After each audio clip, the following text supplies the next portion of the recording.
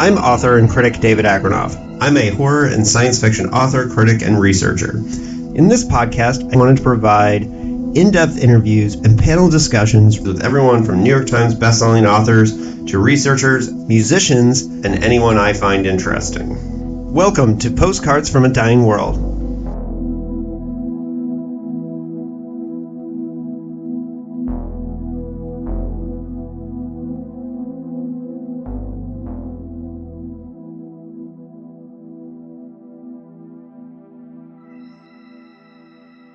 Hello and welcome to another special episode of Postcards from a Dying World. It is your movies in review of 2024, the top movies of 2024 with Anthony Trevino and Issa Diao.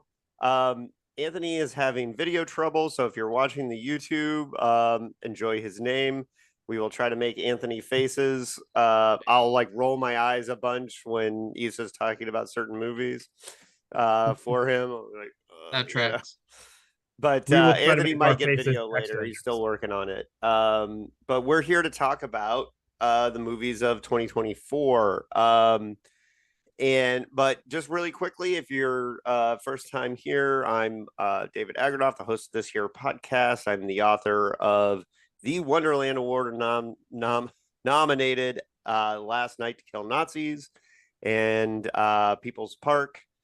And later this year, I will have another science fiction novel called Great America and Dead World coming out. So that's what I've got going on. Anthony, tell the folks who you are and what you do.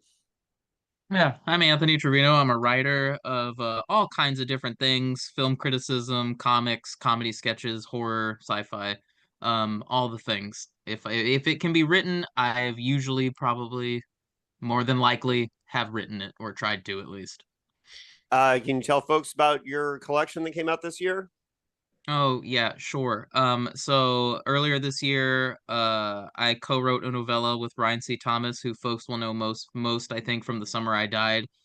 Uh series of books, and it's out on Dark Tides.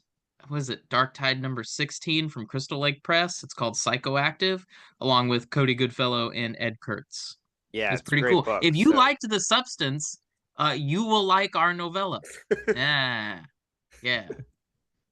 Yeah, subtle. Issa, tell the folks who you It is are, very what you subtle. do. Let's see. My name is Issa, and I don't know, I'm a punk, and I like movies. And I know David by being punk, and I watch a lot of movies. And so here we are with the 2024 movie list. This is going to be a really fun year, I think. That was my intro. I got nothing. Can we start off with the movies we were most disappointed in, or should we do those after honorable mentions? I know we probably should have decided this earlier. Let's just I feel like I think this we is should do worst, honorable, and then best of. Wouldn't that make the most Yeah. sense? Okay. Let me start with the for me the absolute most disappointing movie of the year was the remake of Salem's Lot. Was abysmally bad and missed the whole point. Now, I'm like many people that movie sat on the shelf because Warner Brothers didn't want to release it for like 2 years, and I felt like there were some cool and interesting elements, but you can't make Salem's Lot and not focus on the Marston house, which is like the center of the whole story. And it's like they tried to do too much in too short of a time. And so I was very disappointed in Salem's Lot. Um, and I hated Deadpool and Wolverine. Um, come on. That movie's not for you, David. it is That not for movie is me. It is very fourth not for wall you. breaking, which I hate. And I mean, I laughed a couple times, but the I mean, the nice Deadpool I liked was about it. You know, that was I mean, there were a few elements that I thought were funny, but Oh, wait, let me ask this. Did you enjoy the first half of the movie before you realized that it just had no plot whatsoever and nothing was going to happen? And it's just a that's cameo almost after pretty much cameo exactly movie. my experience. Yeah. I Okay, started, because I enjoyed the first half a lot, and then I realized nothing was going to happen, and I was just like, okay, whatever. It was fun and worth it for the Chris Evans appearance, no matter what. yeah, I really hate fourth wall breaking, especially if you're 44 movies into a saga. It's like, That's all the Deadpool movies. They're Yeah, I all know. fourth wall breaking. I know the fourth wall breaking is a part of Deadpool, but it particularly bothered me with this one because of the whole connection to the MCU. And it's like Mhm. you asked me to invest in the MCU for 44 movies, and then you have like this one movie making fun of it. It just didn't sit right with me. but it just made fun of all like the loose ends, kind of, like it tied up the Fox stuff, which was really nice. Yeah, yeah. And I hear then you. one of these will be on the list. But the next two, my last two movies that I have on my worst list, um, I actually liked the movies overall, but the last 20 minutes of The Substance and Heretic, the rest of the movies I liked, especially Heretic. I thought Hugh Grant was amazing. That first hour of Heretic was skin crawly as hell and great. And it just like, I just did not sit with the ending of that one. Well, So, the movie falters in the second half when it becomes like a very stock kind of like 90s thriller, like serial killer movie. yeah, It agreed. really like it has a very strong first half. I love the first half. The first half is incredible with Heretic. And then if Unfortunately, that was a movie I meant to see this year and then didn't get around to seeing, so I can't contribute. yeah, we're not really spoiling anything for you because pretty much everyone who's talked about this movie has said the same thing. So I'm sure you've probably heard that the ending is not as strong as the beginning. Yeah. And the substance is going to be later on the list, and we will get into that one more later. Now, Anthony has an extremely long worst list, so he's going to go last. So Issa, Okay. Mine, Yeah, the mine, certified hater. I've narrowed mine down to one movie, and I'm sure Wow. no one saw it, but this is great. My worst movie of the year is Homestead, which is it's a perfect one of the first movies I saw this year was Civil War, and one of the last movies I saw this year was Homestead, and they are like the perfect opposite bookends. So Homestead is I'm not spoiling this for anyone, don't worry. You don't want to see it anyway. But it's the story of a terrorist attack, and then all these survivalists essentially. But what it really is these rich assholes who've been hoarding all this stuff, and they're like the good guys of the movie, right? And it's a religious movie, right? It's one of those like I forget. I should have looked this you up got before so I tricked could into remember. going to this, didn't you? I, no, I went in knowing because it's got the same actor whose name I'm totally losing, but he played Damien Dark on the TV Arrowverse, and I've completely forgotten his name. I apologize, but he was in some other religious movie that did trick me like a year ago. So now he's like a suspicious actor, like red flag every time I see him in a movie.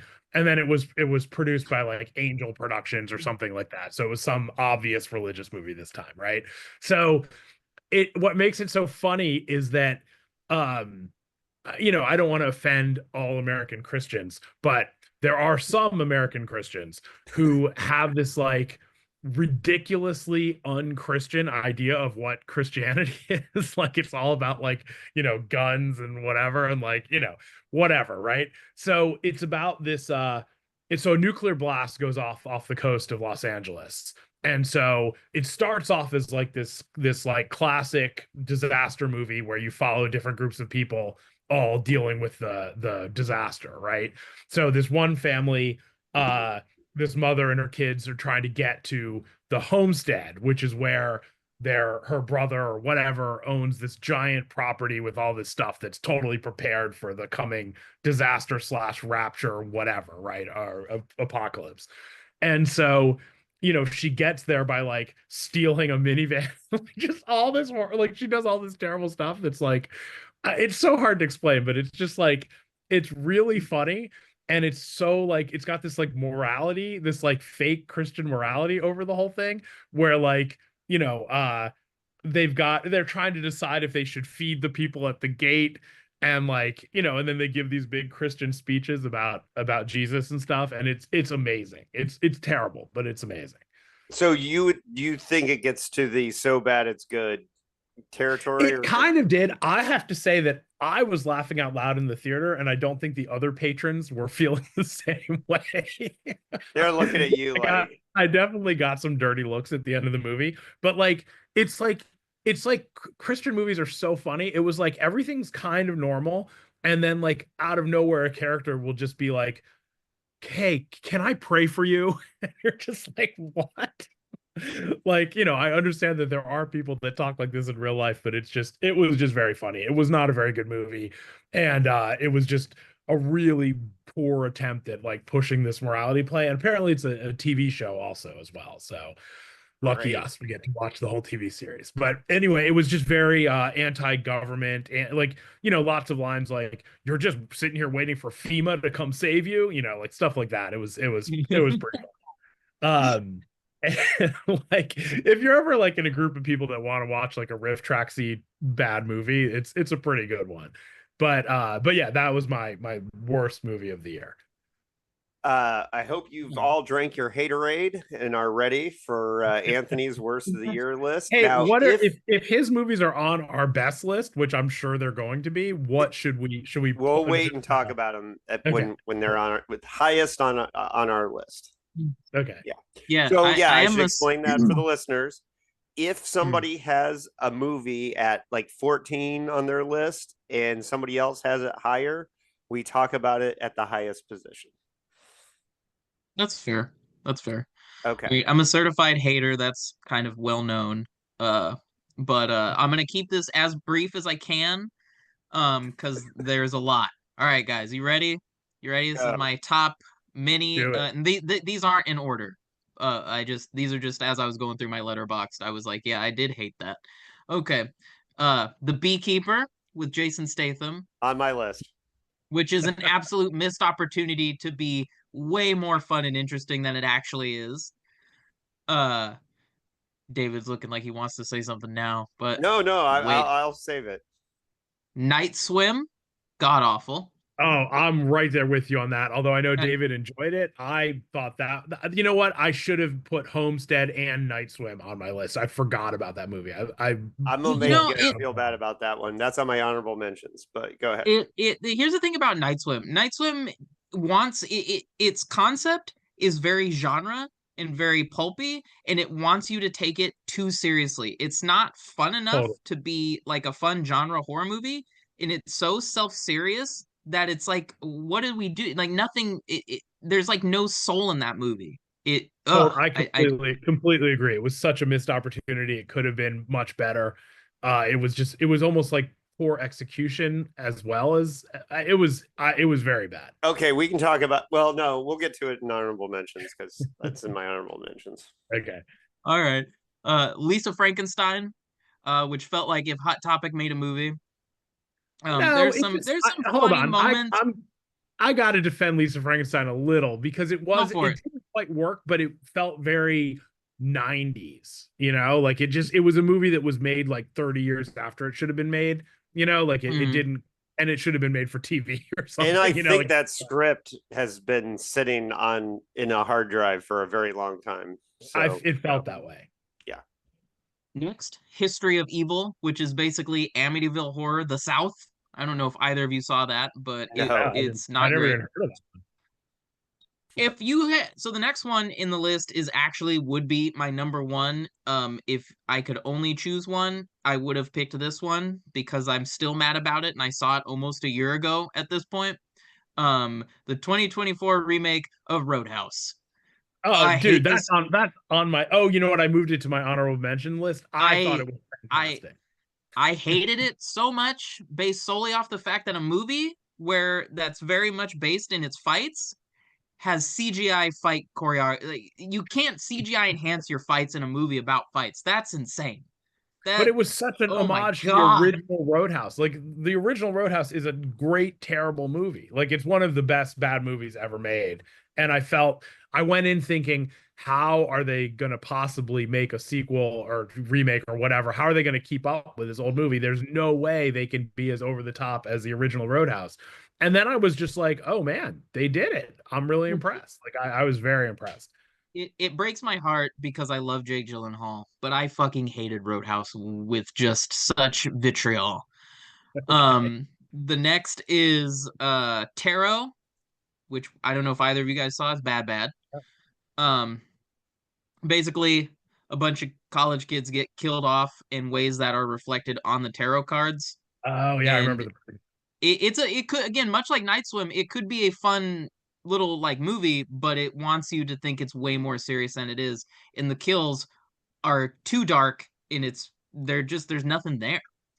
okay. Next, A Quiet Place Day One, which really should have been called like A Quiet Place Week One, because that is not just everything that happens in day one, my ass. Yeah. Next, I, Trap. Yeah, I agreed on A Uh, Quiet Place. It was pretty disappointing prequel. yeah. I know I've said this before, but the thing that bothers me about the director of Quiet Place is when he was doing the rounds for Pig, he um had the most when they were he was on the movies that made me, and his movies that made him were the most basic shit. And like you could tell the guy like really hadn't seen a lot of movies. He wasn't even a movie guy. And then I was like kind of really offended that he had gotten this amazing opportunity to become a filmmaker when he was like, yeah, I like Jaws, you know. Ugh. and I and mean, those so people exist, man. I They know exist. it felt. And so what I feel like when I saw A Quiet Place Part One is I couldn't get that out of my head, and so I just kept seeing like, oh, he could have done more with this, he could have done more with that, and it may be totally in my head, but Hey, it's fair. I didn't like Quiet Place Part One either, and I thought, although I do think Lupita Nyong'o was pretty good in the she did what she Yeah. could. That It's fine. Yeah. All right. Deadpool and Wolverine, which we kind of already talked about. Alien Romulus, oh, which that's on my list. we've all talked about We've why I talked can't about it fucking before, stand yeah. that movie. Yeah. Beetlejuice. Oh, that was There's like there's like seven movies in one in the entire movie, and none of them go anywhere. Yeah, and I did one not and Uh, like that was either. really We will good. talk more about Alien Romulus because even though we've talked about it, if people mhm. haven't seen the episode we did on David Tui's Alien 3 unproduced script, that's where we talked about it a lot. They Yeah. haven't. I, It's been out. It's been out, everyone but should have seen not it by everybody now. If you listens to every haven't, go episode. on. But All right. the Beetlejuice had a good movie in it, and they didn't make it for some reason. Like the treehouse ghost thing. Like if they just made that the main plot, it could have been great. And then she has to summon Beetlejuice when her daughter gets kidnapped. Like there you go, there's your movie. But instead it Yeah, was I like, agree. yeah, And then they stay in the underworld for the majority of the movie. That's the movie. yeah, And then yeah, there's so many movies in this movie. yeah, The definitely. Speak No Evil remake, aside from James McAvoy's performance, I thought was a pretty bland remake of a movie that I didn't love, but also I thought had more to say. I I have don't know Yeah, if to either say of you. something yeah, with that movie. I think I the was original is just fine. There was no reason to do that Yeah. remake. I was so happy when that movie came out because that preview was so annoying and played constantly. Like I've seen the preview like it ran for a really long time, Yeah, so I feel like that's I've how seen the preview like 50 times. that's how I feel about the Wolfman preview. I've seen it so many times now. I just released this movie, so I no longer have to watch trailers Yeah, for the Wolfman. totally. Um, This is amazing. Next, I've never seen a trailer for it because I haven't gone to a movie in a while. all right, The Strangers Chapter One, which if a film franchise never needed a remake, it would be The Strangers. And the Chapter One, as they're calling it, is not great, guys. It's boring. It's the same shit you've seen. Skip it. Did Ugh. not see that. Next is a little movie called Daddy's Head, which I think was aired on Shudder. It's about this this kid's dad dies, and he starts thinking that his dad's severed head is talking to him in the woods, and it sounds like a cool premise, and it kind of is.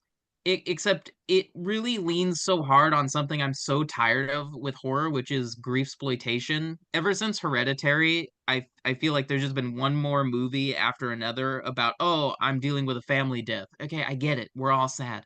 I need something new. And the when you finally get the full reveal of what it is, it's real fucking goofy. All right, next. Crazy House, which I wanted to enjoy, but is just kind of like mainstream edgelord fodder, which is just who cares? I've seen so many worse, more edgy movies than Crazy House that by the time I watched it, I was like, this is whatever. I like Nick Frost, but that's about the only thing that movie has going for it. The Crow remake, skip it, guys. It's bad.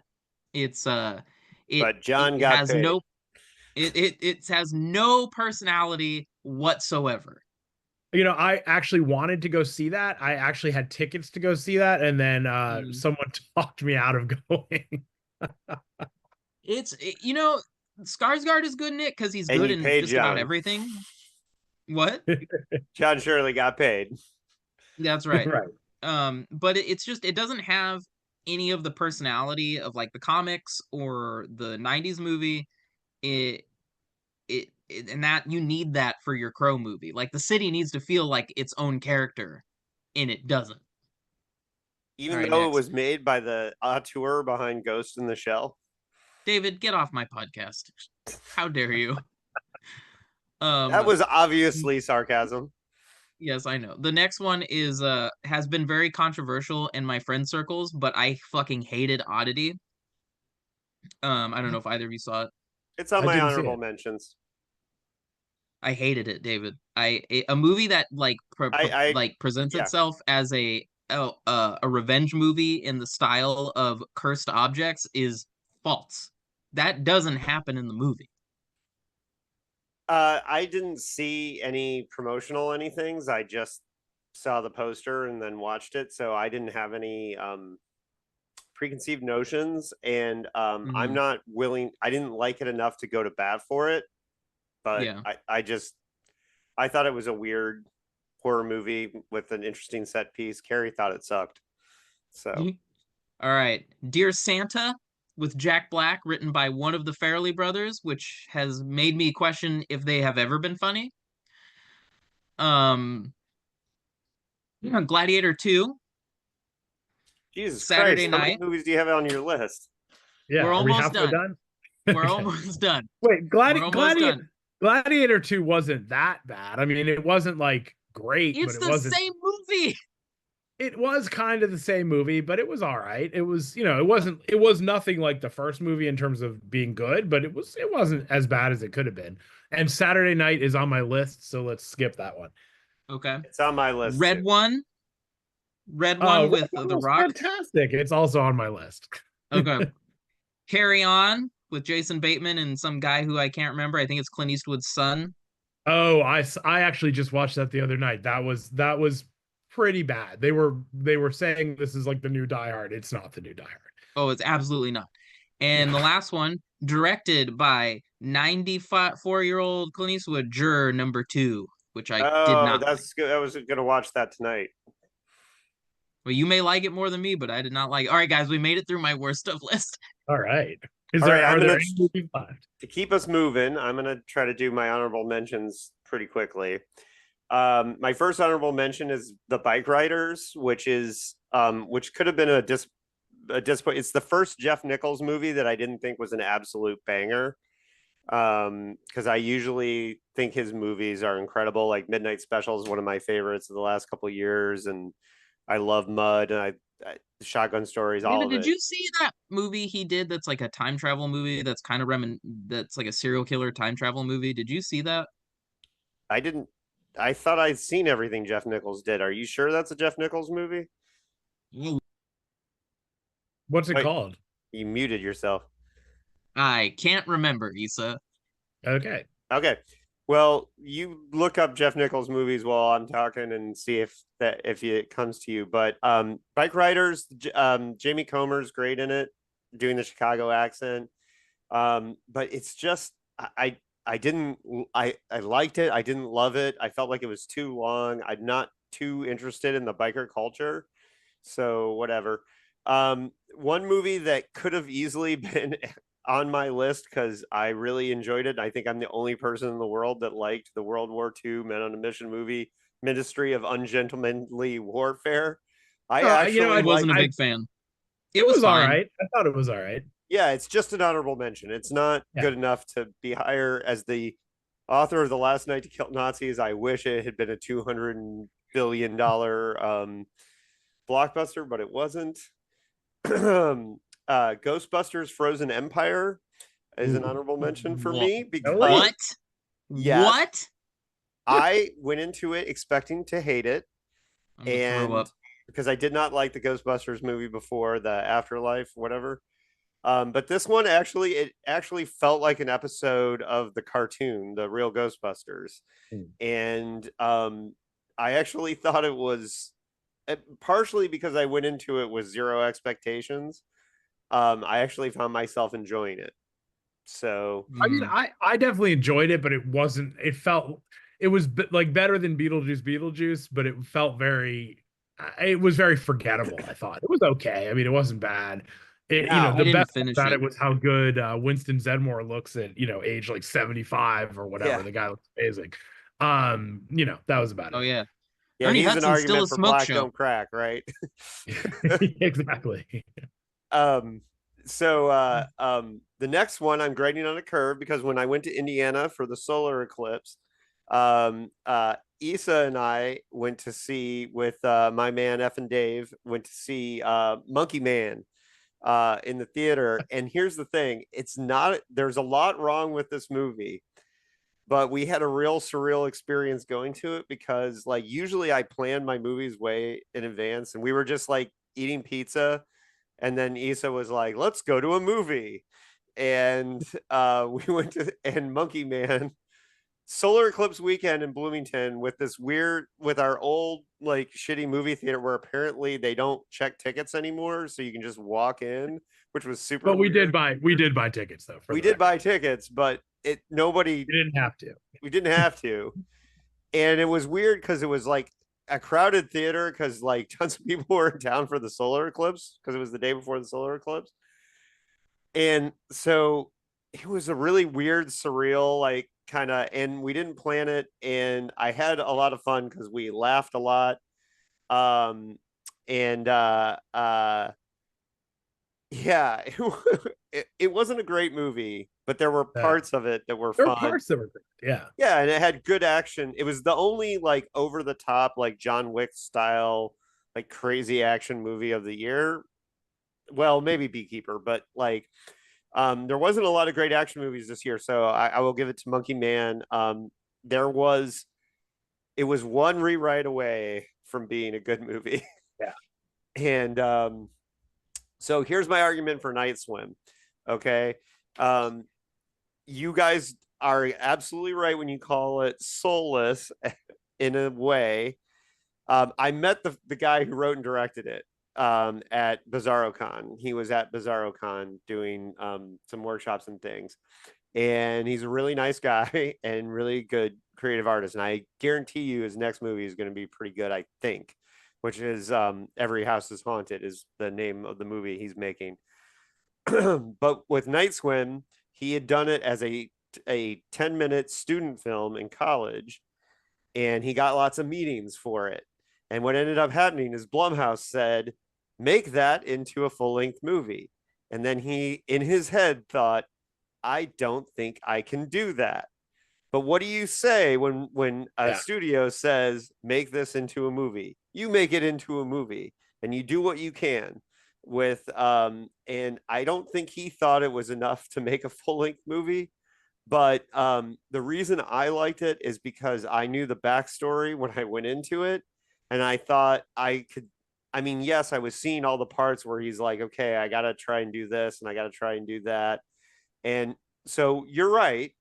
I mean, he was like, he saw it, I think, as a proof of concept to do more movies in the future. Like, I can I think you handle a can budget. absolutely do that as a movie. Yeah. Well, are there a couple things I think could have made it better? Sure.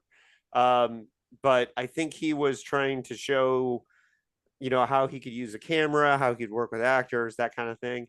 So I will grade it on a curve, and I enjoyed it, but I also watched it a week after I spent a weekend hanging out with the director. So keep that in mind. Yeah, that's tough. That's a tough situation, you Yeah.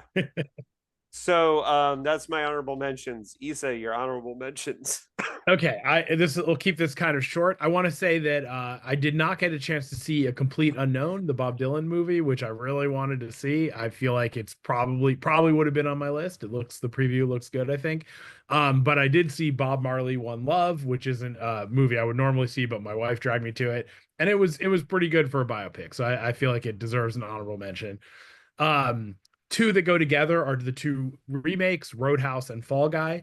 I was impressed with both of them in that they both cleared the bar of not screwing it up.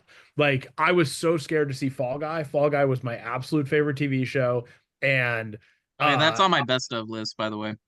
oh, okay, I'll leave it then. But Yeah, so we'll come remakes, back to it. 80s remakes, Fall Guy and Roadhouse, like those. And then the other one I know is on someone's list. I saw the TV Glow. Um, and That's on the mine. yeah, the co-movie to that is the other Justice Smith movie, the same actor, American Society of Magical Negroes, was great. Like, it wasn't great, like it wasn't like the best movie you've ever Hmm. seen, but it had a couple things in it that were just so great that it has to get an honorable mention. It was really funny. Um, it's one of those, like, as a movie, it's like, it was like an okay movie. It definitely, wasn't that great, but as like a couple moments of commentary on society, it was absolutely genius. So those are my honorable mentions. Anthony? All right, I'll go try to be fast. My honorable mentions, much shorter than my worst of list, but a little long, but not as No. long. Yeah, Civil War, I enjoyed it. It has beautiful cinematography, Oh but the no, third that's act on both of our lists. That's Come on on. both of is our it? Come lists. Okay. on. All right, we'll save it. Honorable mention. Um, uh, Abigail, I thought was fun, if not a little That's long. that one's on my list. Okay. In a Violent Nature, which is very much a cool like concept for a slasher film, in the last 10 minutes just derail the whole thing. Um Maxine, I enjoyed. I think that was it Ty West, right? He did a great job of kind of like encapsulating, like making an alternate like 80s, but the script just needed a couple more rewrites. The script is just kind of weak. Cuckoo, which I enjoy in concept and not so much execution, but I like the director. I don't know if you guys saw his other film Loose, Luz. But it's pretty Cuckoo, interesting. I almost watched a couple nights ago, but It's imperfect, but I enjoyed it for how weird it is. It takes some weird swings, and I appreciated that for it. Surprisingly, Rebel Ridge is an honorable mention instead of on my best of list. it's on my list. So Okay. Honorable mention for this shocking maybe somebody or no one, Terrifier 3, because I think that I don't love the first two Terrifier movies, but the third one is kind of a nice middle ground where the effects reign supreme and everybody is getting brutally murdered instead of making me feel like the director really hates women. Um isn't the director like a hardcore kid, Issa? Didn't I hear that? Or I I, can't. I didn't hear that. I don't know who is it. I don't know. I I don't know. think Duncan Barlow mentioned at some point that he knew the director from the hardcore scene, but Oh, okay, cool. I yeah, I don't know think if I that's think true. it's nice to see free reign on everyone in Terrifier 3. And it's Christmassy. It's got a bunch of cool Christmas adjacent like cinematography. I enjoyed it. The Street Trash remake, although not as good as the original Street Trash, for a remake, There's a lot of heart in it, and they did what they could, and it was fun. And I saw it with Do the they have a director. severed penis keep away game? Yes, they do. Okay. I mean, you Can't need have that. street trash without. I never once claimed to be an intellectual or a fancy boy, David. So, Yeah. Heretic, which we already kind of talked about, and Frankie Frico, directed by the same guy who did The Void in Psycho Gorman, which is not really for me. It's much more Full Moon than I kind of like, which, I like early Full Moon as much as the next guy, but it's just Frankie Frico was fun. It didn't do it for me in the way that Psycho Gorman did, but it was good. So that's it. Those are my honorable mentions, guys. All right, let's start our countdown. My number 15 movie. Oh, 15? I only did 10, so I'm out for the first 5. Oh, okay. We did 15 last year, guys. I don't you guys gotta remember. I thought we did 10. I didn't remember. I should have checked my last year list. All right, my number 15 is John Woo's remake of The Killer. I went into this expecting to hate it since the original Hong Kong The Killer from the 80s is one of my all-time favorite movies. And so I really expected to hate this. Now, it's set in France, it's gender swapped, has some of the same plot, but there's a little bit more intricacy going on. But and I did expect to hate this, but it's actually not terrible, and I had fun watching it, which is the interesting thing. This is why I made my list. And there is at least one moment of action choreography that made me laugh out loud and rewind it twice in the last scene. And I think the sheer trick of remaking one of his greatest movies and doing something interesting with it was cool. And Natalie Emmanuel in the role of the killer, who was, with the star turn in the extremely successful Megalopolis, in the same year. I thought she was great. Mostly because I just didn't expect it to work. So Anthony, you don't have a 15, but Nope. you had a very long honorable mentions list, so that's okay. Yeah. Issa, do you have 15? So I have a feeling someone's going to have this higher on their list, but Love Lies Bleeding, I had at 15. Yes. Okay. So I don't will have just that say much instead higher that, on my list. Yeah. Okay, so I will just say that this was a very tough year of grading movies for me. I have a bucket of 15 movies, and I feel very strongly about the top 2. And then after that, I feel like you could have almost just put them in any order. There are a couple, whatever, but so I tried to base it on like how much fun I had in the theater, how much I enjoyed them in the theater. So you might argue one movie should be higher or lower, but this I feel like there are a bunch of strong movies in here. So that was my 15. Yeah, it's funny. I feel most strongly about my top 2 as well. Yeah. So the next one, I think you, Issa, will probably have higher on your list, but my number 14 is Saturday Night. Yeah, I have it higher. Okay. Your number 14, Issa? My number 14 is Challengers, the tennis movie. It was, it wasn't perfect. It wasn't like the best movie I've ever seen, but it was really enjoyable. And it was a nice change up from the typical love story movie. So that was funny. Cool. The narrative on that movie is they're making movies sexy again was like the big narrative on that. Right. But no, it was fun. All right, my number 13. Someone might have it higher on their list is Anora. Yeah, mine's higher. Okay. I don't have it. I didn't get a chance to watch it, even though I wanted to. Okay. I think you might like it. I know it's hard to predict what you might like, but I think you might like it. 13? My 13 is Red One, which I understand Anthony didn't like, but I felt like this was a really fun, it's not like Elf or anything, but it's a really fun Christmas movie, and it's exactly as advertised. Like it's The Rock. I've forgotten everyone else who's in it, but it was it's Chris like Evans, a great right? Chris Evans is in J.K. it. Simmons. J.K. Simmons, Michelle Yao is in it, isn't she? No, she's not. Section Uh, 31. Drawing a total blank on her name and face. But yes, everyone was great. It was really good, and I really enjoyed it exactly for what it was supposed to be. Why did you hate it, Anthony?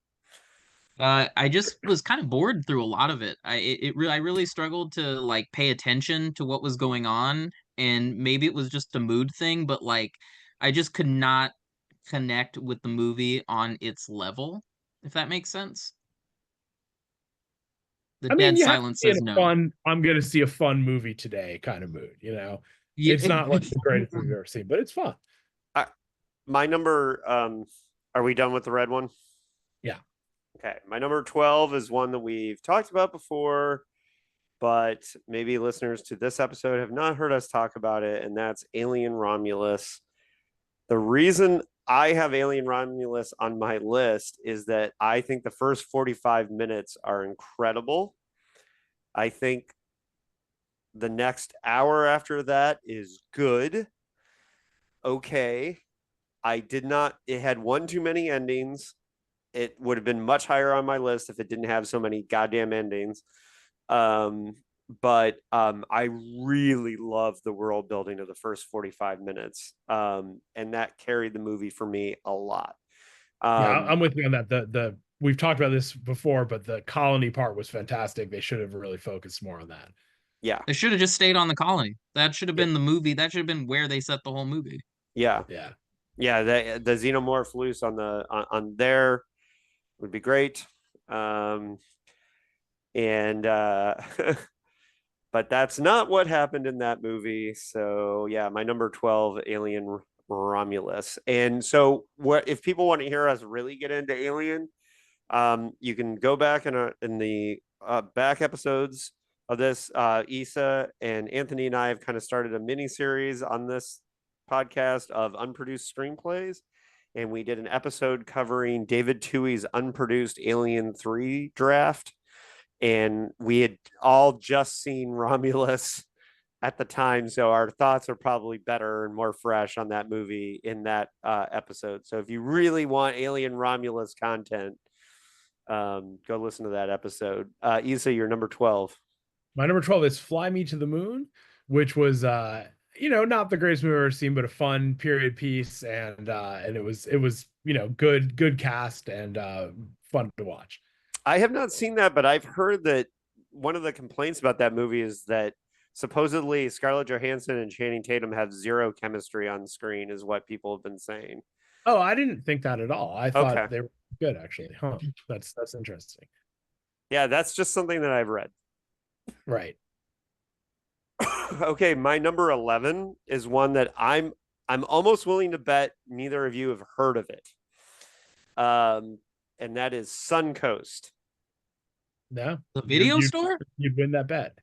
No. Okay. You won, Suncoast David. is a movie starring Woody Harrelson and Laura Linney and Tandy Newton's daughter. And it is about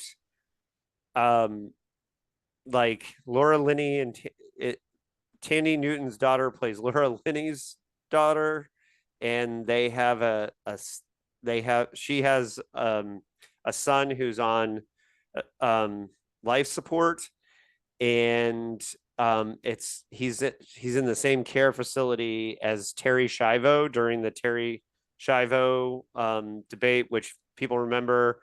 There, it was the national story of the time where her husband wanted to have her taken off life support, and then the evangelical community like went nuts, like fight for Terry, and it became like the number one national story for like 3 weeks. And so it's this kind of dramedy where Tandy Newton, the daughter, it's her story while her brother's like in the same facility at the same time, and Woody Harrelson plays like one of the right to lifers. It's really interesting. It's really funny. I don't think anybody saw it. Like That that's one sounds of the great. Was that in the theaters? I don't remember. no, No, it was not. Okay. Yeah. Yeah, I haven't even heard of it. And just in our house, we try to watch everything what he does.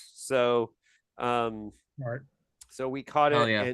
and I actually really liked it. I also think I'm a huge Tandy Newton fan, so seeing her daughter start to have a career is really interesting and fun.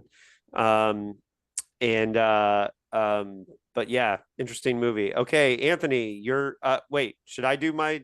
Do you have a 10? That was Wait, we're still 11, on right? 11. So We skipped you have an 11. That 11, was Issa. 12.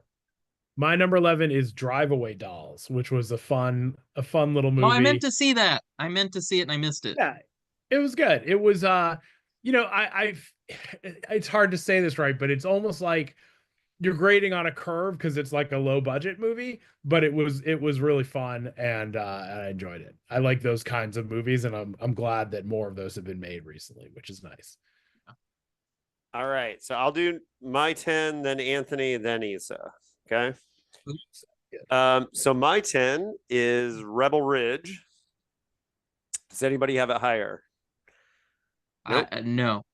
Okay. I expected it to be a little bit higher because Jeremy, is it Saulnier? So yeah, Jeremy Saulnier. Yeah.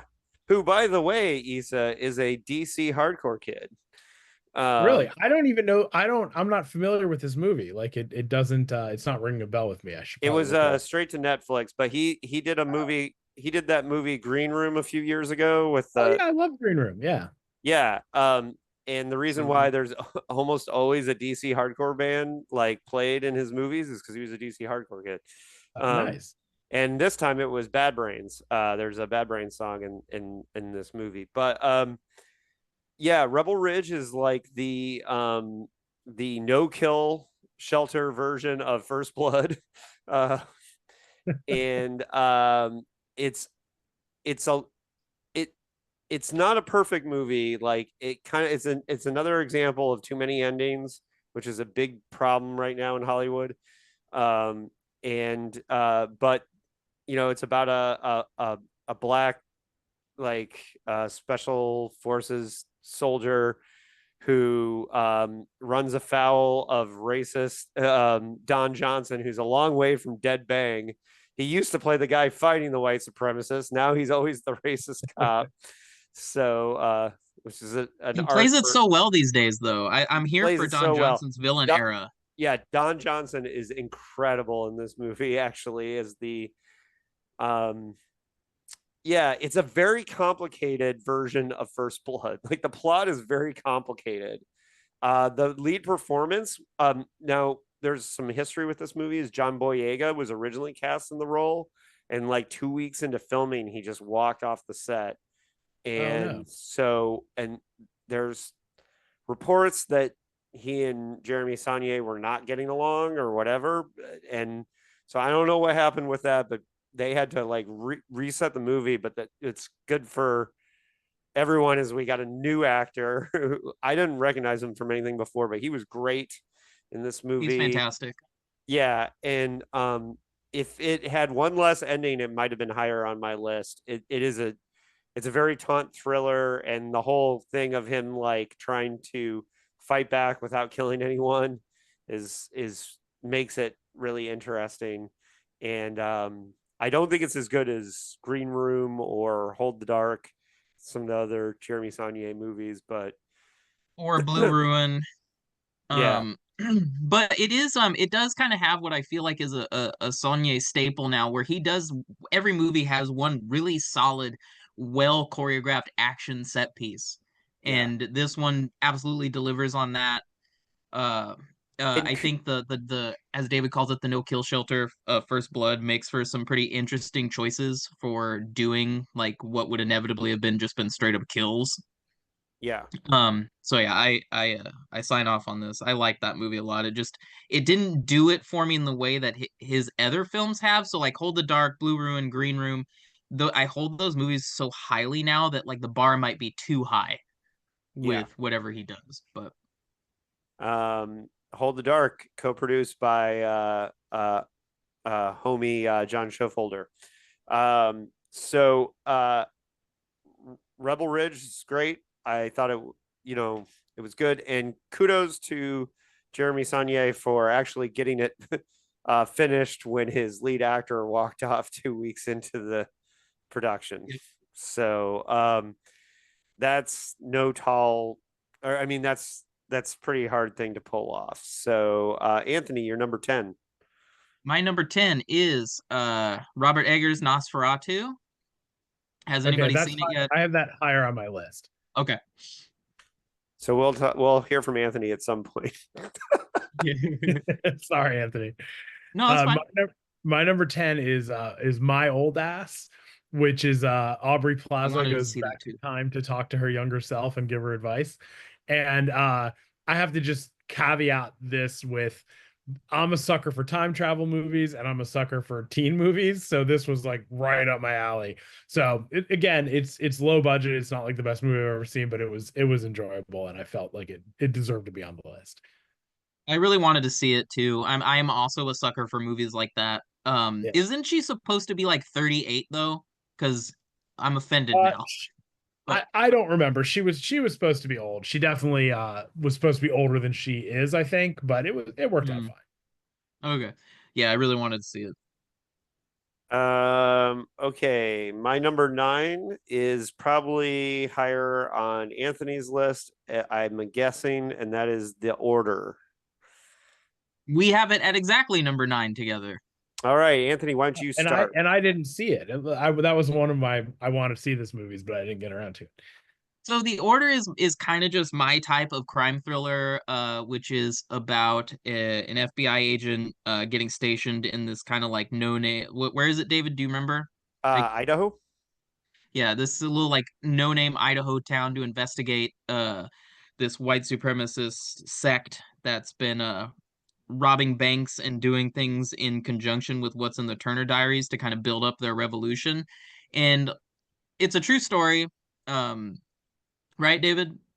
It's based on a Yes. true story. Yeah. It's got all the elements that, as obviously David knows, I love. It's crime, it's thriller. It's got fantastic dialogue. Jude Law crushes it in his performance. Nicholas Hoult is fantastic. Mark Maron's brief role in it, he's great. Yeah, it's just all around a movie that is very much what I enjoy. Oliver Stone once made a movie about the character, an entire movie about the character that Mark Maron plays in that Oh, short really? little.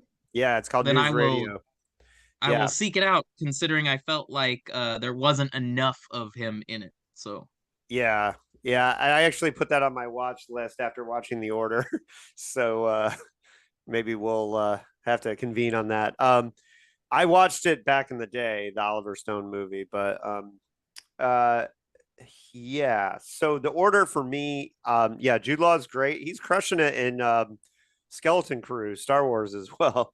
Um, so he's on a, but Jude Law's always been good. He's always been a good actor. So, but David, we've known each other so long now that you just know what I'm gonna like, huh? yeah, kind of. Um, but the thing about the Order for me was that it was very tightly wound. It could have been a whole. What I liked about it is it could have been a whole season of a TV show, but they did a really great job of compacting everything into Yeah. the movie and telling the whole story. And it was just really excellently written, directed, and performed. One interesting thing is Carrie thought that Nick Holt was badly cast as the white supremacist leader because she felt like he was too charismatic. And then I was like, no, that's exactly why he was Yeah. perfectly cast. Yeah, I agree with that. And so we had a whole funny argument about that. Um, and Nick Holt's, obviously an He's having actor his that, year too. yeah, he's having a year and he's come a long way from Shiny and Chrome, right? Yeah. Excuse me. All the guzzling. Right. And so Nick Holt, he's doing okay for not getting cast as Batman or Superman. He was like first in line for both those roles and didn't get them, which I think is working out for him. So yeah, I love The Order. I thought it was great. No notes on your take, Anthony. Issa, you're number 9. Number 9, I have Abigail, which I understand Have not Anthony didn't seen. like. Okay, it's No, it so was on my vampire. honorable mention, bro. Oh, okay, honorable mention. Sorry. Yeah. It's a tail. It's like a monster in the house vampire movie, and it's perfectly over the top and just exactly what you expect it to be, and very enjoyable. Now, So do you that was think fun. that And they Dan should have kept the Stevens. secret about what it was about? I Eh, think I understand from a marketing perspective that no one would have seen it. You know what I mean? Yeah. Like if it was just like the kidnapping movie, but it didn't hurt at all. It's not like I think it there's a wasn't way going to they be a could have big done that. They reveal. could have just done like a kidnapping that goes wrong and, kind of market it as like something's killing them, but not saying what. It reminds me of when I went to see God, I sorry, I've had a rough night because I'm totally dropping names or unable to remember names left and right here. But the Tarantino movie with vampires, like From Dust Till Dust uh Till Dawn. Dawn. yeah, that's done. I went into that not knowing anything about it, and it was just like, what is going on? And that was great. So it could have, but it didn't. This wasn't like that. It didn't have that much. The reveal wouldn't have been that much better if you hadn't known. So it was fine. I wouldn't have gone to see it probably otherwise. So Yeah, I enjoyed it a lot. Speaking of people who are having a good year, Dan Stevens is getting great work. He's fantastic in it. My only gripe with it was I thought it was just a tad too long, but it was. Yeah. overall, I thought it was a very fun movie. All right. No notes on Issa's take. My number 8 is on Anthony's disappointment list, and that is The Beekeeper, starring Jason Statham. Listen, this is a gloriously dumb movie. It's very dumb. You're I'm not not gonna wrong.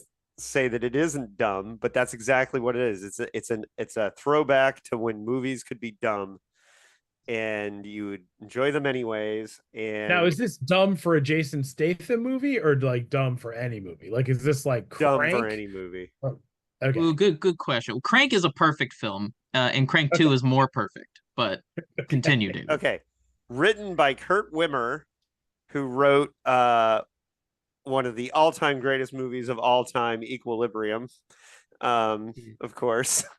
Um, which we all know is a perfectly intelligent movie. But all you need to know is that the bad guys run a phone call center. Okay, so the bad guys run a phone call center. I And mean, it that's the end of reminded the movie. me. I get phone calls from those jerks all the time. Like, that is the Same. back.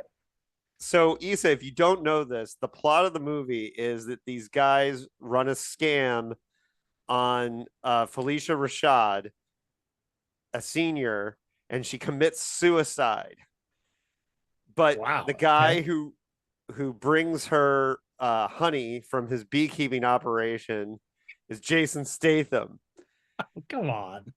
Exactly. You guys are making that up. There's no way that's actually the That's plot. That's actually the that's plot of that's the movie. literally the plot. That is the plot of the movie, dude. So it reminded me of On Deadly Ground when Skull goes into the oil refinery and Right. literally kills every person working in the oil refinery as if they're like a Nazi soldier. Right. And so, like, literally, it's him killing people from a phone call center. Now, I wish Wow. the movie, as a vegan, I wish the movie was called The Oat Milk Maker, but whatever.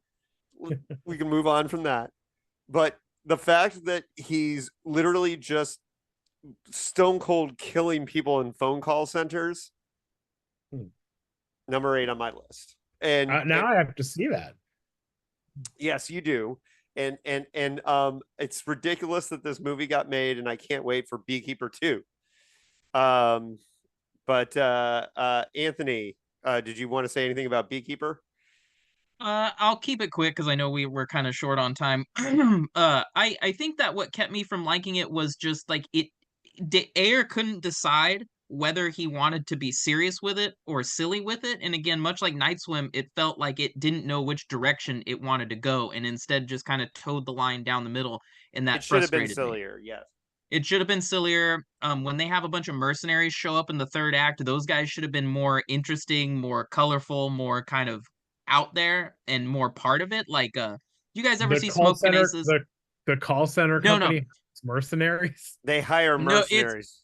no. They hire mercenaries to protect, what is it, like a senator or something, Yeah. right? Because her son runs the phone company. It's a whole thing. It's very Okay. All complex. right. The Yeah, Beekeeper. no, it must be. Um, Yeah. I needed it to be more for its villains to have more of a Smoke and Aces vibe. And the one villain that does is like killed off like real quick. And anyway, moving on. Yeah. The beekeeper also. Yeah. I couldn't. This movie just made me laugh so much that like I just whatever faults it had, I was just kind of like whatever. It's the beekeeper, I get it. and I definitely enjoyed this movie more than I should have. But yeah, the weird yeah, I don't know. I'm gonna we'll move on. So Anthony, you're number 8. My number 8 is A Different Man with Sebastian Stan I definitely wanted to see that. Yeah. I didn't see that one and either. Adam Pearson. Sebastian Stan plays an actor who has a facial deformity, and he feels like he can only get these jobs doing like DNI kind of like commercials or like videos that you would take in like a training, like an HR training or whatever. And then he has this kind of like experimental surgery to remove the deformity, and he looks like Sebastian Stan, so he's a huge smoke show, and everybody's like, oh, this guy, who's this guy? But he plays it like he's wasn't the guy who had the deformity. Like he kind of adopts this new persona. He gets he gets a part in this play that is basically what the girl who he was hanging out with when he had the facial deformity, it's basically a play about him, and then in comes another guy who has the same deformity he has, and it's kind of all about the tension between the two. It's very much like what I would call a lo-fi Tales from the Crypt episode, a morality tale of kind of be careful what you wish for sort of thing. But both leads play, they're both fantastic in it, and I just thought this is very cool, very well written piece of work. So I enjoyed it. Okay, Isa, you're number 8. For number 8, I have Elevation, which was a movie that got almost no hype. It was a science fiction movie that David, I think you would enjoy. Anthony, I don't know if you would enjoy it or not. I don't But think I heard of it. yeah, it was super low key release. I don't think they put any money into it. It was Anthony Mackie and oh god, I'm gonna slaughter her name because I'm really bad at names today. But Oh, I know uh what you're talking about. I have the not seen woman it. from No. Firefly who played from yeah, Firefly, Serenity, whatever.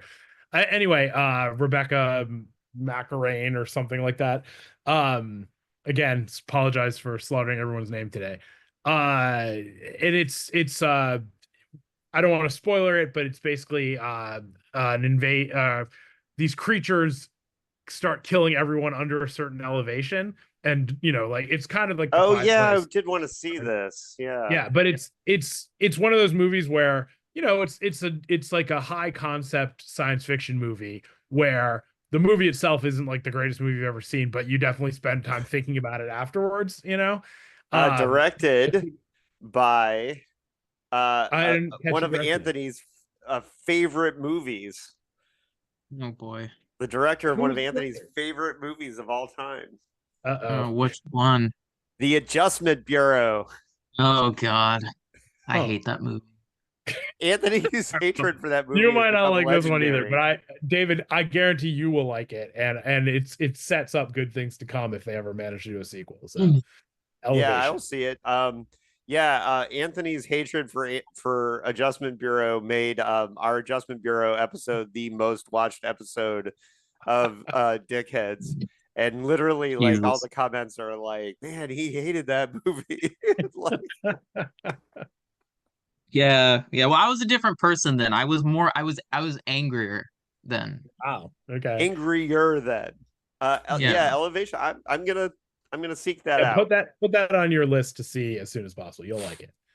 Yeah, Hmm. I definitely will put that on my list. I know my next one is going to be higher on y'all's list. and that is Love Lies Bleeding is my number 8. That's higher on my list. Okay. So we'll come back to that. Anthony, you're number 8. My number 8? You mean my number 7? Or 7, we're yeah. at 7. Yeah, that was my number 7. 7. My number 7 is Love Lies Bleeding. Sorry. Oh, okay. My I didn't my actually number put 7. numbers on my list. Oh, okay. I did because I didn't want to fuck up. My 7 is The Fall Guy. Oh, Is that nice. higher on anybody's list? No, but I No. enjoyed it. Too I'm many just endings honestly, again. I have to say, Anthony, I'm surprised that you put such a feel good movie so high up on your list. Oh, thank you, thank you. Yeah, I loved it. Look, I have a soft spot for many things in this movie. Uh, Real car stunts, just stunts in general, stunt men, stunt women, all Yeah. like I love everything about that culture. I love real stunts. That's just how I've always been. I love Ryan Gosling. Um, it's a feel good movie. It's got fun action. It doesn't take itself too seriously. The comedy hits. I had a great time with it. It's just Awesome. Were you a fan of the old show? no, I actually never even knew what the show was Oh, until wow. the Okay. movie came He's out. It not was old enough for. He's not old okay. enough to have. This was like the show that made me drop out of high school. Like it was on at like so on like the local TV station, WKRP in Cincinnati was on from like in reruns from like 12 to 12:30, and then the Fall Guy was on from 12:30 to 1:30 every day. Mm. So I always stayed up and watched it, and then there was no way I was going to get up and go to school. So more than anything, those two shows are responsible for me dropping out of high school. So there you go. Uh Um, the Fall Guy was like a super. It was like one of those shows where if you liked cool cars when you were a little kid, like because Mm. they had. it wasn't a cool car show. I mean, it was like it Oh, was dude, like, when he jumped the truck. yeah, I mean, okay, it had, but it wasn't like Dukes of Hazzard or something where it was all about the car. I mean, he had a truck, but that So wasn't one of really the like things, Anthony, about the TV show that you need to know Mm. is that song that they play over the credits at the end was the theme song, right? Mm. And the intro to the TV show was that song with like a montage of insane stunts. yeah. So it was so like you watched the montage of insane stunts and listened to that song every time. You didn't skip the intro because Yeah, the the intro was great. montage of stunts was so cool Yeah. that you would Love it. watch it every time. Hell I yeah. mean, And it was up there. It was like the A Team or Knight Rider. It was like it was, one of those types of shows. Like yeah, it had a great theme song and a great intro. yeah. And Lee Majors But was pretty freaking cool. oh yeah, he was also the $6 million man. But Yeah. the one thing I will say that really it was interesting about this movie to me is like I said, I went in dreading it because I was like they're about to ruin my childhood, and it really took nothing from the movie. I was actually really surprised that they even called it the Fall Guy. Like it literally, if they changed his name and gotten rid of the truck, it wouldn't have had any sort of connection to the Mm. original show. So it was actually really I wouldn't surprising. say that because It he was had cool. to solve a crime every episode, and so he had to. Well, he was a bounty hunter, He right? was a bounty hunter, and then yeah, It was a pretty big departure. There was nothing else from the show that was similar, yes, except that's true. He was a bounty hunter.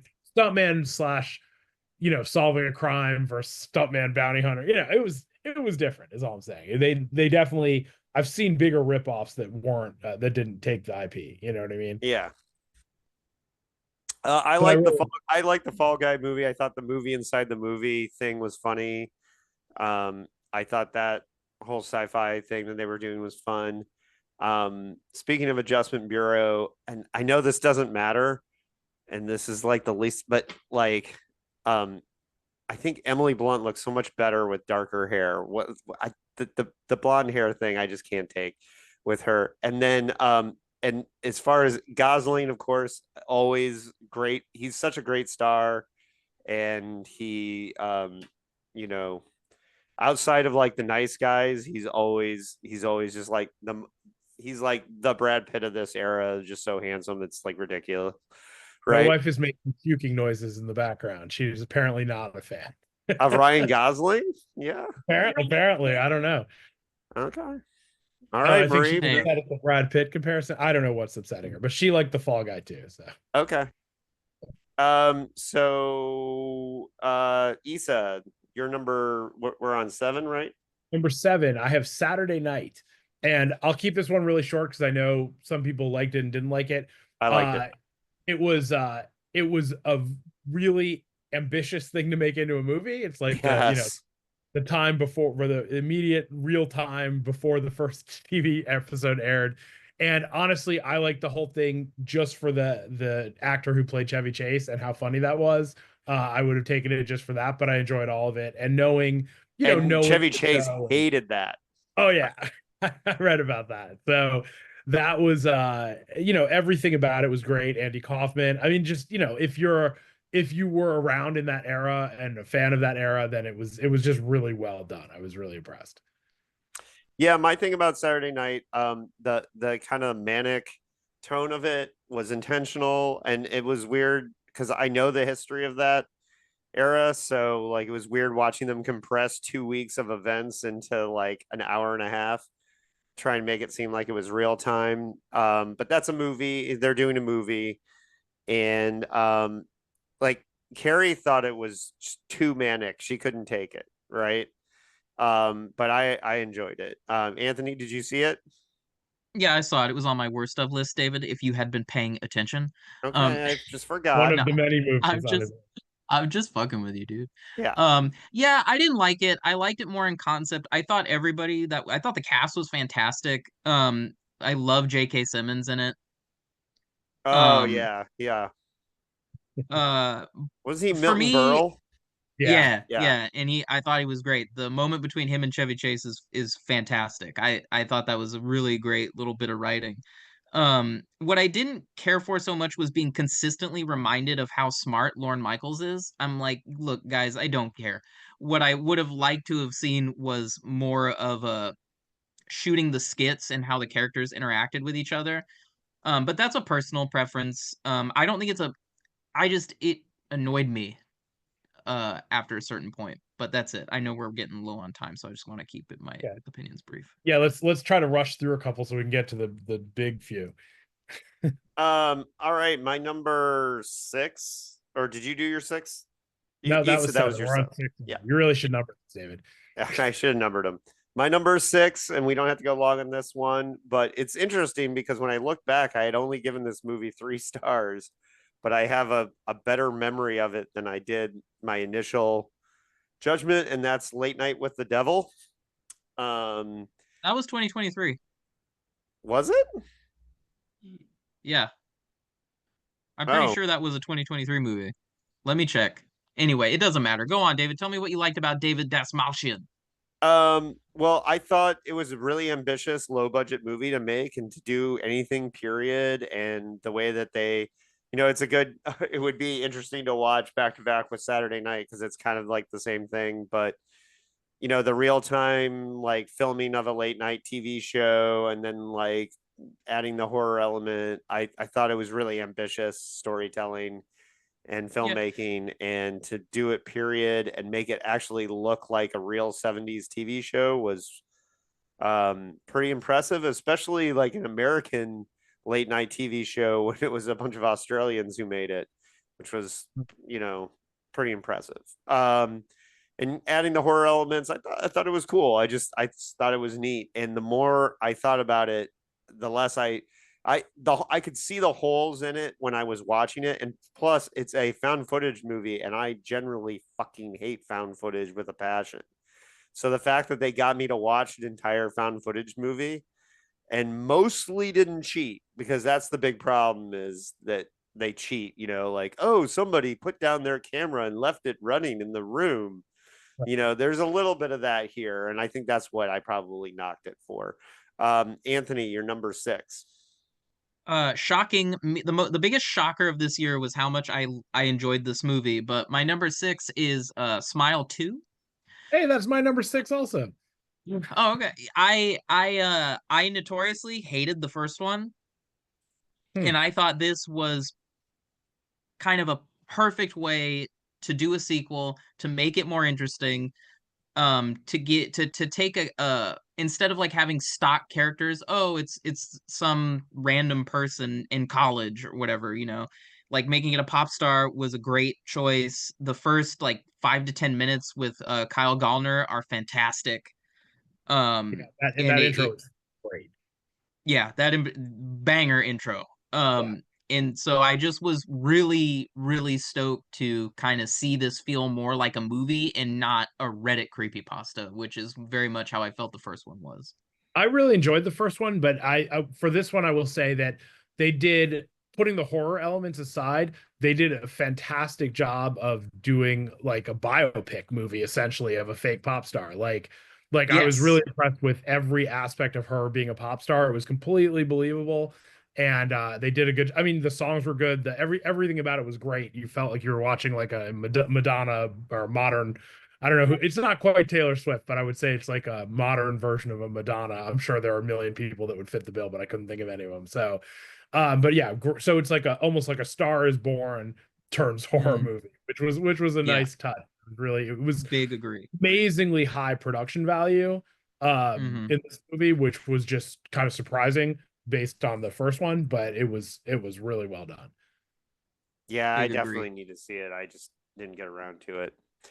All right, so my number five was a surprise because I expected to hate this movie because there's nothing I hate more right now than like the trope of tropes that keeps being remade over and over, especially as TV series, is the rich people go to an island and someone dies and all that. The rich people on an island subgenre of White Lotus and Nine Perfect Strangers, all that is getting out of fucking hand. There's like 9 million of them. But that being said, Blink Twice was the directorial debut of Zoe Kravitz, which I expected to hate, was very good and was actually, and again, she's never made a horror movie before. So for her to come out of the gates and make a really good horror movie right out of the gates, it's kind of like when you find out that the person that you know who's a really good skateboarder also can play guitar great, and you're just like, fuck that person. Like the fact I that she had Blink made such Twice. a great movie is incredible. But yeah, and Blink Twice I thought was great. I had Blink Twice also, and I really enjoyed it. I thought it was really good. It was very well done, and Is it your five or were you it have was a my four, but it wasn't worth busting in and saying because I it could easily switch places, so yeah? it didn't matter. Yeah.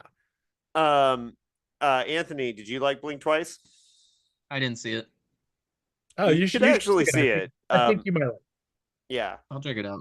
I meant to. There's a bunch of movies I just didn't get to see. Yeah, I Right. didn't expect to like this. I went in with like the kind of impress me bro kind of thing. Like and was surprisingly into it. Anthony, you're number five. My number five is Kinds of Kindness, directed by Yorgos Lanthimos. It is just as weird and kind of in your face for some at some points, no reason. Type of movie. It's three kind of oddly interwoven stories.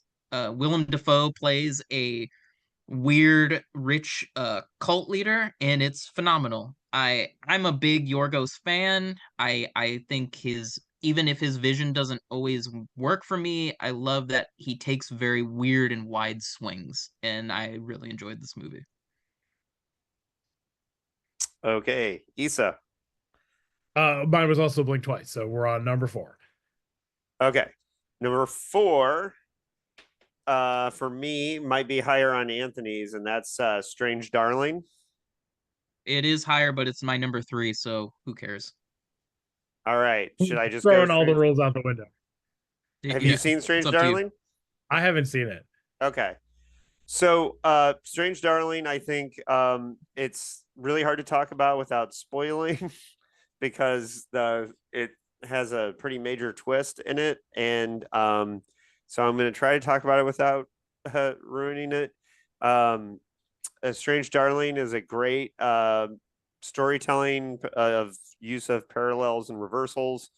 It is extremely well directed. It is a horror movie that is weird and works on every level. It's who knew Giovanni Ribisi would be such a great DP? But he shot it all on film, and the movie looks incredible. And I think people want to make a big deal about Giovanni Ribisi because he's a big star and he just worked as a DP, but he's actually important to the movie because the way he filmed the movie is important to the twist, if that makes sense. So I think pointing out Giovanni Ribisi's role as DP is very important. I think this is the best horror movie of the year. I think it kicked the shit out of Long Legs. Everybody kept talking about Long Legs, but I think Strange Darling is way better. Deserved way more attention. Anthony. Long Legs is super overhyped. I was not a fan. Long Legs has a very good intro, and then the rest of the movie is fucking whatever. Yeah, I Um, completely agree. Yeah, Long sorry, Legs was Issa, what'd you all say? hype. No, All I was hype. just agreeing with you emphatically. I thought Long Uh, Legs was not as good as anyone seemed to think it was. No.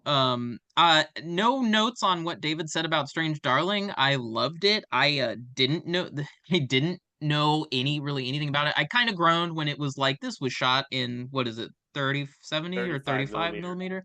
Sometimes Yeah. when movies do that, I kind of roll my eyes. But it's beautifully shot. It's masterfully paced. The acting is incredible, and I don't really want to say too much about it because like it's one of the best movies to go into blind. So Yeah. yeah, Strange Darling is great, and Long Legs sucked. Yeah. Put that on your list, Issa. Wait a month or two, and then so you forget what we said, why we told you to watch. I've already forgotten. Okay. Yeah. It's good. Don't watch it with the kids.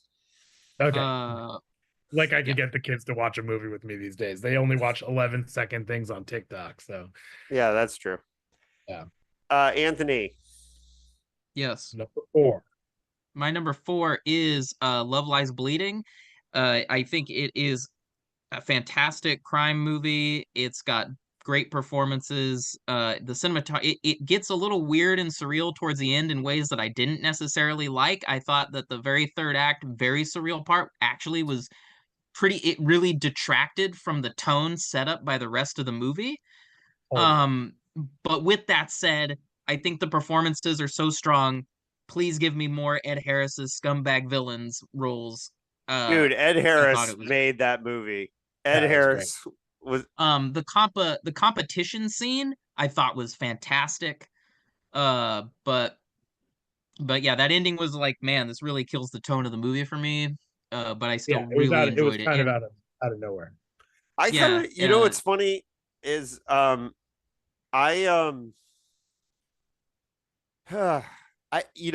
it's funny because Carrie hated the ending because like she doesn't like anything weird and surreal like that, and I almost liked it out of indifference because I don't know, but I think that Ed Harris made the movie like his character was so confusing, and I loved that. I loved that at times you're like, maybe he's not such a bad guy.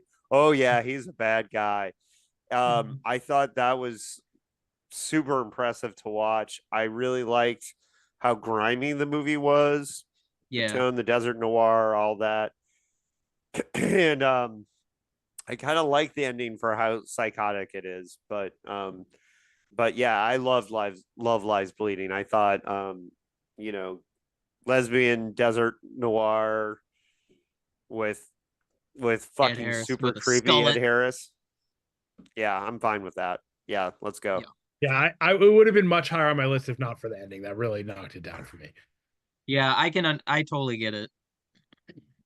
Okay. Issa, your Number number 4, I have 4? Honora, which was my, in many ways, like my most like pleasant surprise movie of the year. I knew nothing about it going in. And I don't even remember seeing a preview for it. Really, I remember absolutely nothing about it. But going in, I was just like, okay, whatever, I'm seeing this movie. And it is fantastic. It's like the first act is a little too I don't know exactly how to put this, but it's a little too like gratuitous strip club for me, if that makes sense. The main character is a stripper and there's a lot of time in the strip club that's kind of stupid. Like they could have used that time for other stuff. I'll just say that. But then act two is like probably the best act two of any movie I can remember. Like it's okay, that might be hyperbolic, but it's really good. It's just it's so unexpected. You don't see it coming, and just the way the movie all kind of comes together for act two is fantastic. And then, act three again, still good, not necessarily my favorite parts or whatever, but it was just like it's weird to say that you really like a movie for act two. Usually act two is like the boring part of a movie, but this was really, really well done. And I highly recommend it to And I everybody. don't want to ruin it for anybody, but there's one minor character who becomes the most interesting character, and you don't see it coming at all.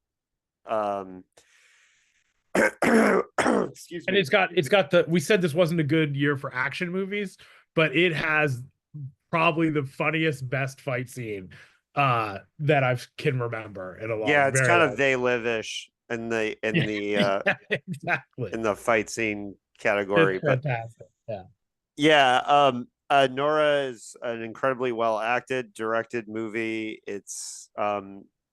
Uh it's definitely a parallels and reversals movie. It's definitely a reversals movie. And it it's like three different, each of the acts are like a different movie Yeah, totally. in many ways, and I kind of love that about it. But yeah. So my number three is Spaceman, starring Adam Sandler. And this might have been a 2023 movie, but I saw it this year. It Is this went the straight to spider movie? Netflix. Huh? Is this the movie with the spider? Yeah. Yeah. Huh. Okay, I didn't see it, but I don't remember. Yeah, it was Netflix. Okay. Okay, so it stars Adam Sandler as a Russian cosmonaut. It's a serious movie.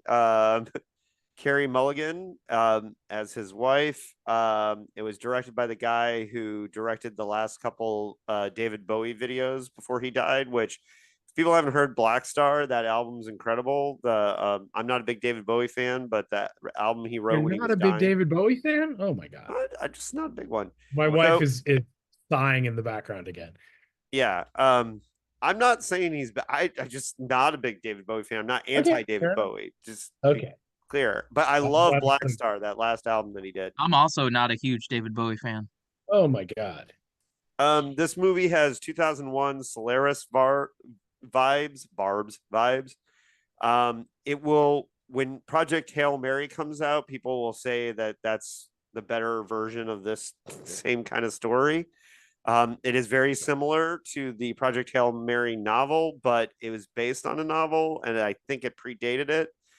So, and in fact, my homie of the podcast, Seth Heasley, on his podcast about adapted sci-fi, Take Me to Your Reader.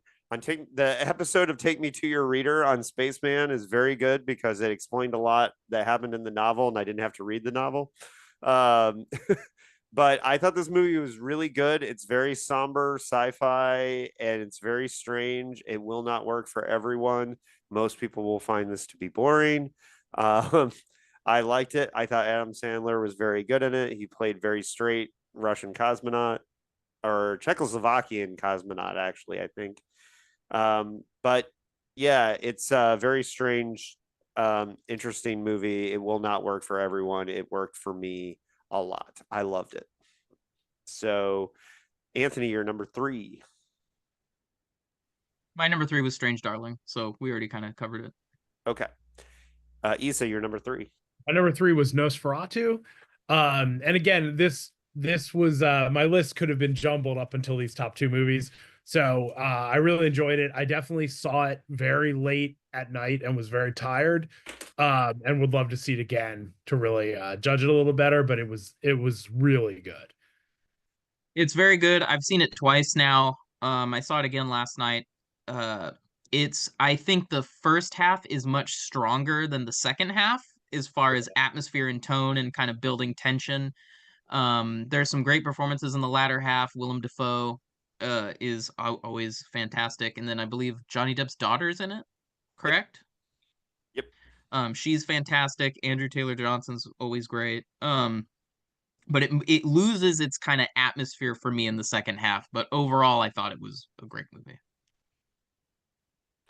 Okay. You haven't So seen it, David? I have not seen it yet. It's a long story, but it's getting to the theater right now is a pain in the ass for me physically. So Okay. I've been and I didn't see any movies over break because I was editing Great America and Dead World. So I Got it. was committing most of my energy to that. I intend to try and see Nosferatu in the next week. So um and also, dude, they're closing the landmark in Hillcrest, and that's not They making are? they What? are, and that's like the easiest theater for me to get to. So I'm very Okay. pissed Well, about that. let's talk about that offline. We got two more left. Then Issa can get out of his Yeah, hotel room. Yeah. exactly. Before they Uh, throw me out.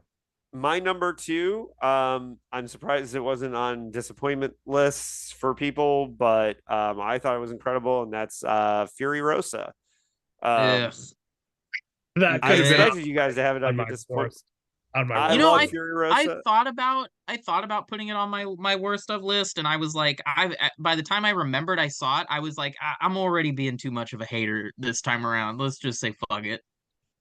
Yeah, I I think love I just Fury forgot Rosa. about I thought it was epic. The only problem I had with it is Anna Taylor Joy is great, but she is no Charlize Theron in my opinion.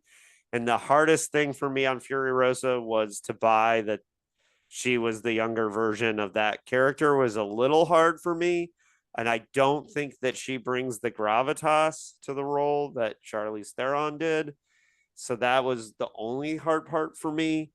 I think the story was perfect and incredible. It was epic. It was not Fury Road, but it set up Fury Road.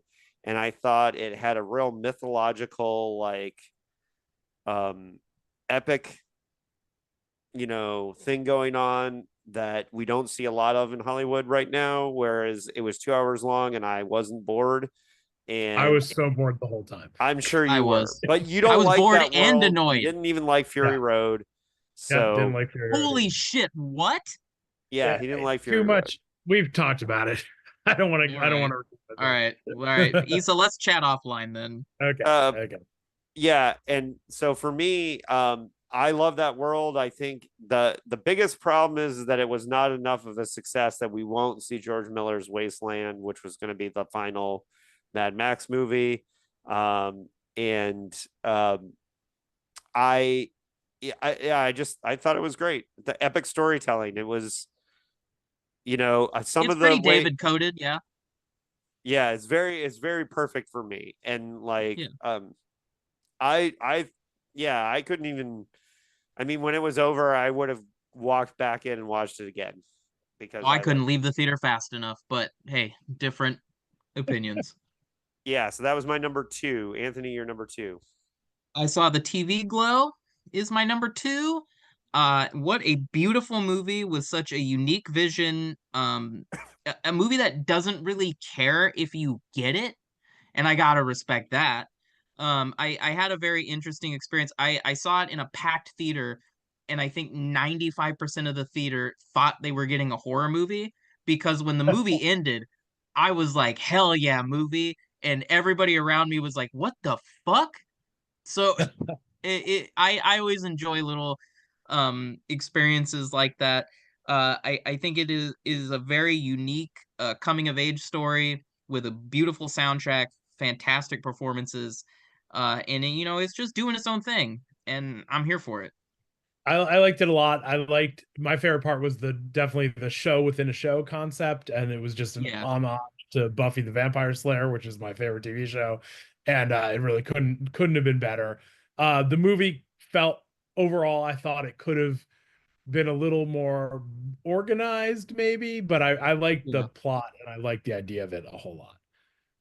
So one thing that's interesting about that movie is that in the we have a on Tuesday nights we have a and Anthony, you should come to this sometime. We have a hangout that's all like PKD scholars, and we just talk on Zoom about stuff. And we had a whole week where we devoted to talking about I Saw the TV Glow, and it was interesting because Gil's non-binary child came and talked about what that movie meant to them, and it was interesting to see uh that there's different reactions in the trans community to this movie, that the younger trans kids seem to really be connected to this movie, and then a lot of the older trans community seem to have some kind of problem with it, which I don't really understand, but it's interesting that it's had like kind of this reaction.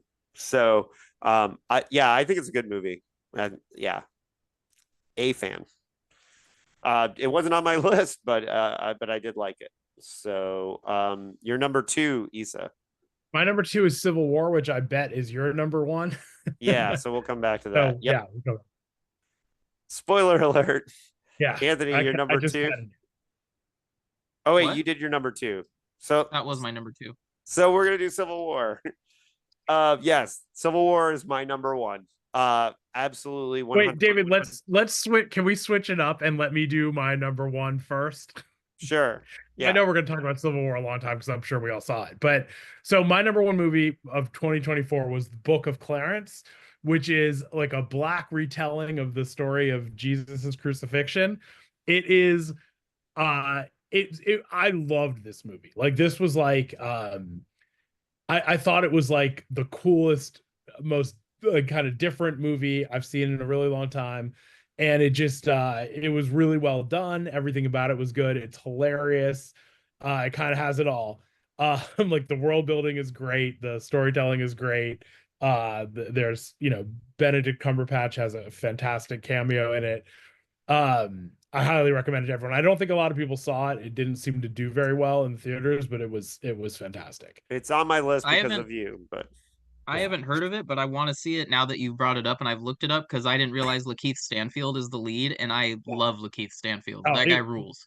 it is great, and it's I've really flipped on this one in Civil War as to which would be my number one. And the reason I picked Book of Clarence over Civil War was because uh in 10 years Civil War will feel kind of dated and just be like, what, it'll still be a good movie, but it'll be very dated. Book of Clarence is completely timeless, and I think it could still be one of my favorite movies in 10 years. So that was how I made that tough decision. But Civil War was also great, and I'm excited to talk about that. Anthony, do you want to do your number one and then we'll talk Civil War? What do you think my number one is? The Uh, Substance. The Substance. It is The Substance. Yes. I so at first I was like, this movie's fine. It's a little heavy-handed in its message, but there's some great effects. Demi Moore's crushing it. Margaret Qualley's great. It's got excellent cinematography. Uh, and then the movie becomes absolutely fucking insane. And I am standing up clapping in the movie theater with all my friends because if the movie was just this morality tale about body image, it would be fine, but it would err on the side of being like so heavy-handed that I'm like, I get it, guys, I get it. So the fact that, as Issa said earlier, that it literally becomes a trauma movie in the last 20 minutes, I was so smitten and so sold that I knew then I was like, this is gonna be my favorite movie of the year. It's fan fucking tastic. Go on, Civil War. So No, we hold might on. not have our argument. We might not have time to do our argument about. Well, no, but we can't just let that lie. So a lot of people really liked The Substance, and I understand why. Like there were a lot of parts of it that were really good. If you cut off the last, if I'd like Demi Moore was incredible. Demi She Moore was deserves incredible. a nomination for that, I think. If the theater had lost power for the last half hour, I would have left thinking this was one of the greatest movies I've ever seen. It was so well done and what a cool movie. but it just ended 15 times, and the ending didn't work for me at all. It broke the spell of what was good about the movie, I thought. And I just couldn't have. 100%. I do agree, Nah. Anthony, that it was a little too heavy-handed, but I also thought that kind of worked. um like it's the message of the movie was really good, and I understand why it resonated a lot with a lot of people. And sometimes when a movie does that, you'll like it even if it's not a good movie, you know. Like, Sure. which is fair enough, you know what I mean? Like, you might like one aspect of a movie enough to make you overlook how crazy and silly it gets later. But yeah, overall, I wish the ending, if the last 30 minutes had been different, I would have really liked this movie. Yeah, I can't sign off on it, but I hear you. Yeah. for me Yeah. that, and I know Anthony was, we've already argued about this online before, but for me, if it had ended right when she saw the mutated version of herself in the mirror, like if it ended like bam right there, I Yeah. would have thought great, I, I great movie, I great don't ending.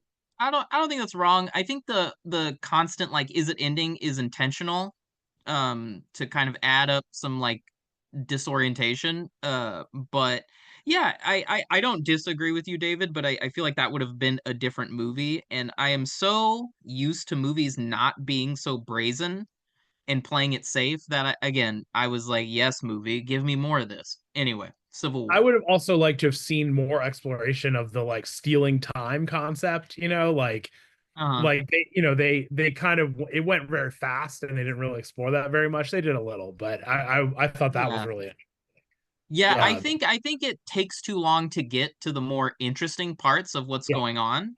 I would agree with that. Yes. yeah, and if you Anyway, kind of sorry. cut some of that stuff early, you could have like massaged it a little better. But I think the substance is has like good movies in it. I didn't think yeah, I much like Heretic, I think the ending just kind of torpedoed everything that went before it. Um The substance or long legs, David? Substance over Long Legs. Yeah. Yeah, me too. I Yeah. will say this too. I saw There is Substance no good movie in Long Legs. I saw the Substance There's an insane performance in Long Legs. That's it.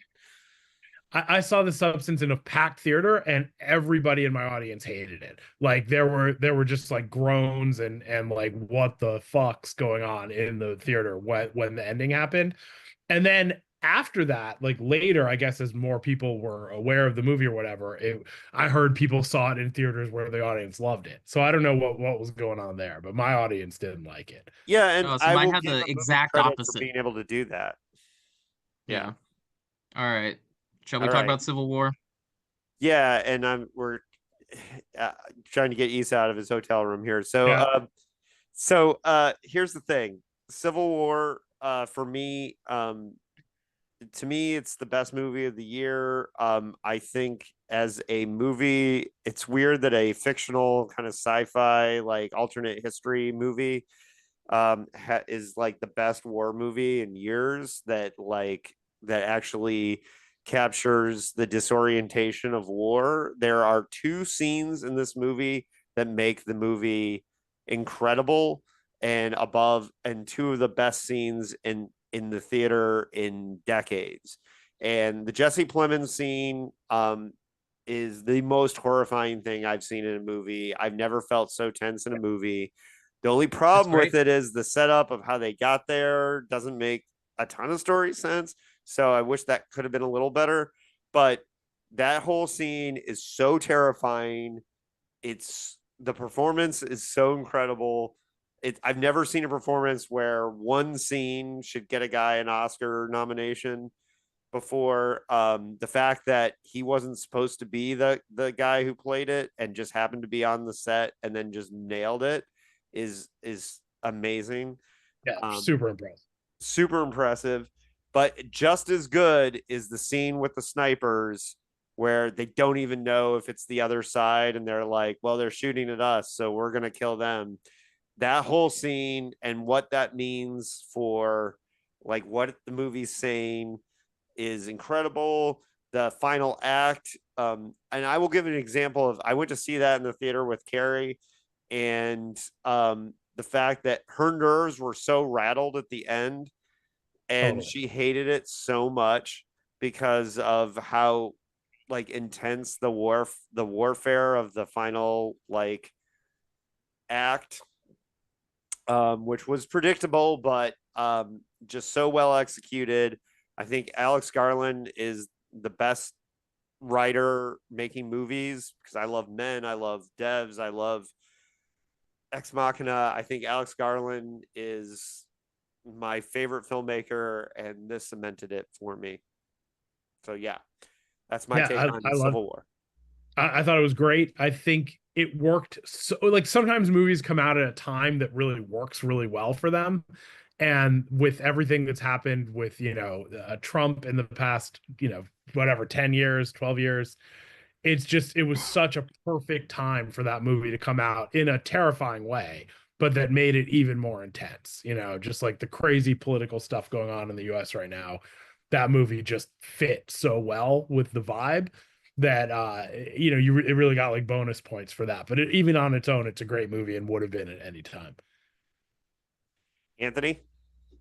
I liked it. It didn't resonate with me as much as I think it did for you guys. The third act, um, although well shot, feels very kind of predictable, and it kind of killed the tension for me a little bit. Whereas I think I would have preferred more of the weirder interactions on the road. Like I love the sniper stuff. I think the Jesse Plemons stuff is brilliant. That's the best scene in a lot of movies I've seen. Like even movies I liked more that are on my best list don't have a scene as good as that scene.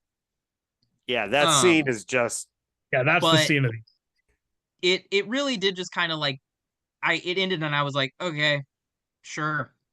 Um, that's my very fast opinion because I know we got to get no, Issa out of here. no. My when that movie ended, I exhaled and was like, Oh like, yeah, I was checked out. I was checked out by the end. I was like, oh, she's gonna save her and see we're how gonna you move on. felt I was like, about okay. the ending of The Substance, where you just wanted to stand up and clap for it. For me, that was Fury Rosa and Civil War. I mean, Fair enough. and more so Civil War than Fury Rosa, but I just with Fury Rosa, it was like the sheer breadth of the storytelling. I just thought was so epic and insane, and what it did for setting up Fury Road, in my opinion, because I think it did what a prequel is supposed to do, which is make Fury Road feel more powerful in the sense of like now I know what Fury Rosa went through to ticket the wives to that point. But and then with Civil War, it's just like the whole weight of the whole movie. Just it was amazing. But anyways, Hey guys, on that note, I gotta run. all All right. right, So dude. Anthony and I will wrap it up. All right, wrap Um, it up, guys. Thank you very much. All Talk to you right. later. Bye, Issa, Issa. we'll talk Bye. soon. If I can figure Um, out how to hang up, that is. There we go. Bye. bye. For podcast listeners, the next episode, okay, the next 3 episodes of Postcards are going to be Michael Allen Rose talking about the Fragile anthology, which will come out in 3 days after this episode. And then next week after that, we have Boris Says the Words with Kyle Winkler. Will be coming out. Anthony, have you read that book? No, I've read none of those books. You would love Boris Says the Words. Okay. I, I'll put it on my list. yeah, you will love that. Trust me on that. Best self-published novel I've ever read. And then this weekend I'm recording Stephen Graham Jones for Buffalo Hunter Hunter, but I'm not sure if I'm going to be releasing that closer to the release of the actual book. But I will be recording that interview, so that's coming up. And then pretty soon I'm going to be doing the Science Fiction Hall of Fame series episode on Murray Leinster's First Contact. So that is coming up. Anthony, is there anything coming up you want to promote?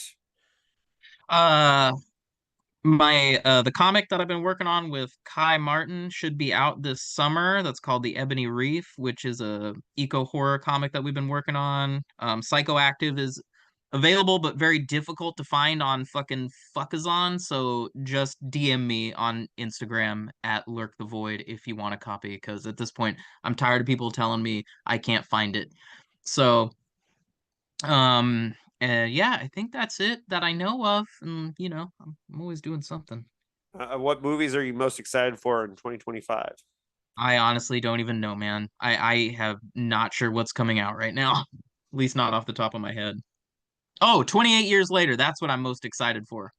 Yeah, that looks. Speaking of Alex Garland, um, yeah, that looks great. I'm really excited about that one. It's a tough time in Hollywood because they've had a tough time getting back from all the Yeah. fuckery of the strike.